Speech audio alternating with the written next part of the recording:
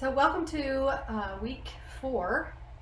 This is still working on breath and breath support in this week. So we did 2 weeks of body awareness, and now this is our second week of breath and breath support.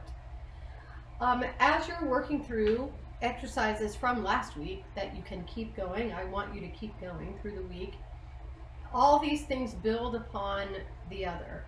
So you can use your body awareness. You might pick 1 or 2 that you really like, that really work for you, and incorporate that, do some stretching, and then move into some breath exercises. So one of the things I said in the introduction when we first started all of this is that I suggested that you keep a singing journal.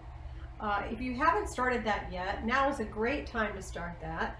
This way you can record the exercises that you do following along, exercises that you might know from the past or from our rehearsals or other choral directors you've worked with, or even some things you've pulled up on the internet, although a word of caution, not all of those are demonstrating the best technique.